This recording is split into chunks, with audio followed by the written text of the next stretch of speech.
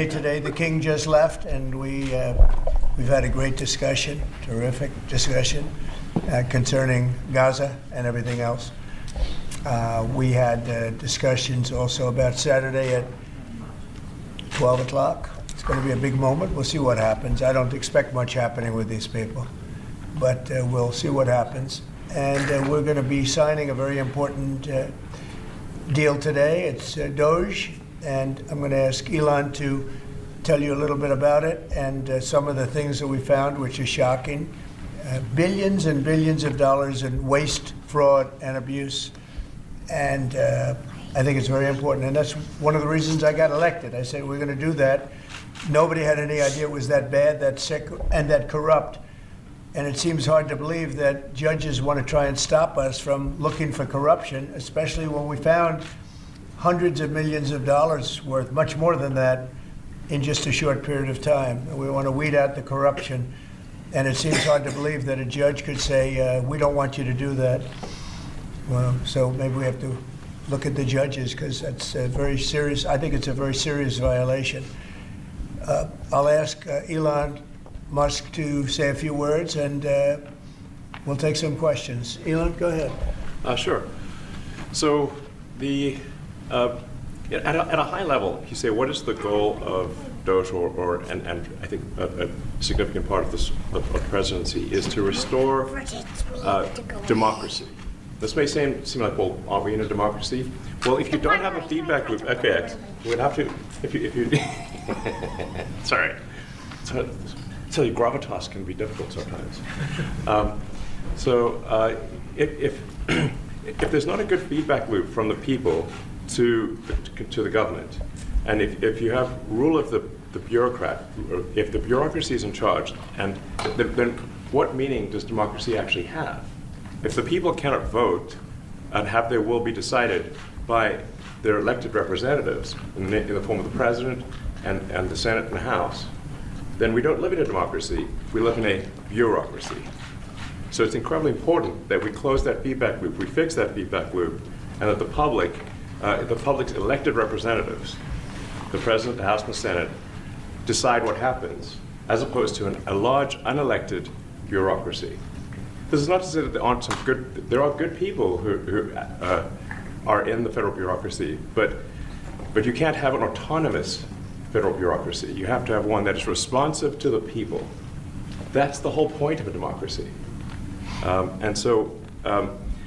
And if you looked at this, if you looked at the founders today and said, what do you think of the way things have turned out? Well, we have this unelected, fourth unconstitutional branch of government, which is the bureaucracy, which has, in a lot of ways, currently more power than any elected representative. And this is not something that people want, and it does not match the will of the people. So it's just something we've got to fix. And then we've also got to address the deficit. So we've got a $2 trillion deficit, and if we don't do something about this deficit, the country's going bankrupt. I mean, it's really astounding that the interest payments alone on the national debt exceed the Defense Department budget, which is shocking, because we spend a lot of money on defense. And if that just keeps going, we're essentially going to bankrupt the country. So what I really would say is, like, it's not optional for us to reduce the federal expenses. It's essential. It's essential for America to remain solvent as a country, and it's essential for America to have the resources necessary to provide things to its citizens and not simply be servicing vast amounts of debt. And also, could you mention some of the things that your team has found, some of the crazy numbers, including the woman that walked away with about $30 million? Right. Etc. Well, we do find it sort of rather odd that there are quite a few people in the bureaucracy who have ostensibly a salary of a few $100,000, but somehow manage to accrue tens of millions of dollars in net worth while they are in that position, which is what happened to USAID. We're just curious as to where it came from. Maybe they're very good at investing, in which case we should take their investment advice, perhaps. But there seems to be mysteriously they get wealthy. We don't know why.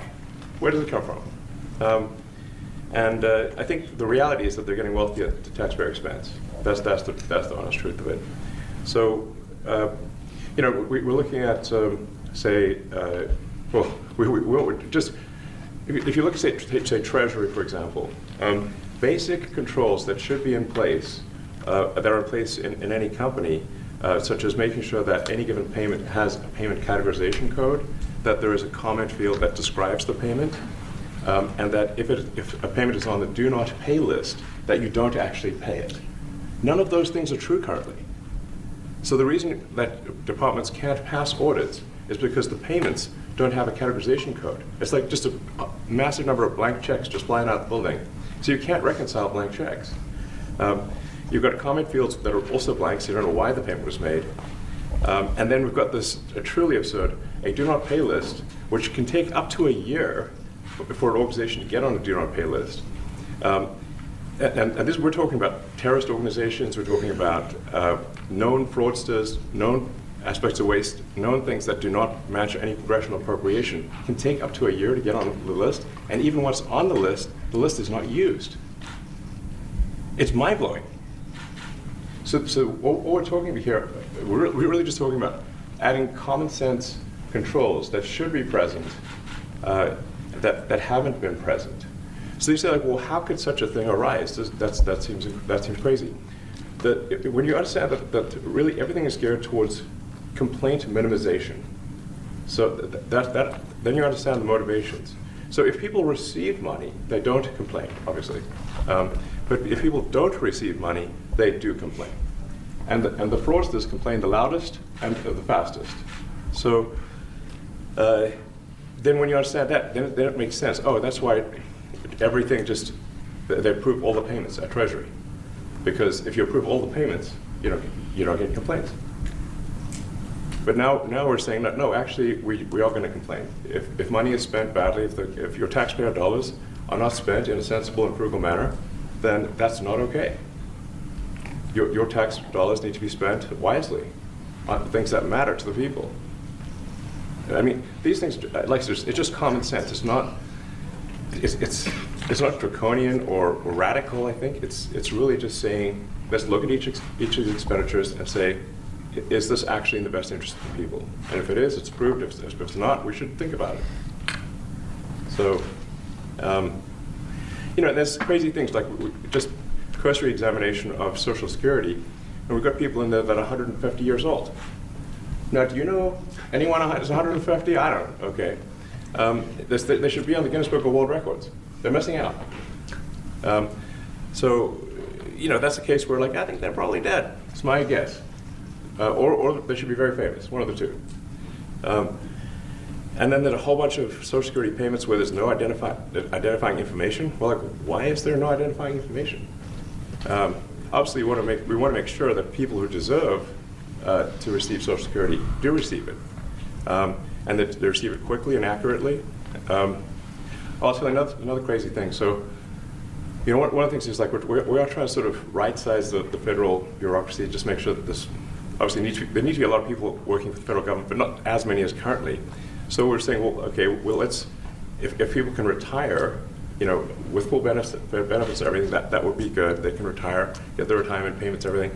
And then we were told, this is actually, I think, a great anecdote, because we're told the most number of people that could retire possibly in a month is 10,000. We're like, well, why is that? Well, because all the retirement paperwork is manual on paper. It's manually calculated, then written down on a piece of paper. Then it goes down a mine. And what do you mean a mine? Yeah, there's a limestone mine where we store all the retirement paperwork. And you look at a picture of this mine. We'll post some pictures afterwards. And this mine looks like something out of the 50s because it was started in 1955. So it looks like it's like a time warp. And then the speed, the limiting factor is the speed at which the mine shaft elevator can move determines how many people can retire from the federal government. And the elevator breaks down sometimes, and then nobody can retire. Doesn't that sound crazy? There's 1,000 people that work on this. So I think if we can take those people and say, you know what, instead of working in a mine shaft and carrying manila envelopes to boxes in a mine shaft. You could do practically anything else, and you would add to the goods and services of the United States in a more useful way. So anyway, so I think that's an example. At a high level, if you say how do we increase prosperity, is we get people to shift from roles that are low to negative productivity to high productivity roles. And so you increase the total output of goods and services, which means that there's a higher standard of living available for everyone. That's the actual goal. Everyone's very quiet. You're Quiet? detracting.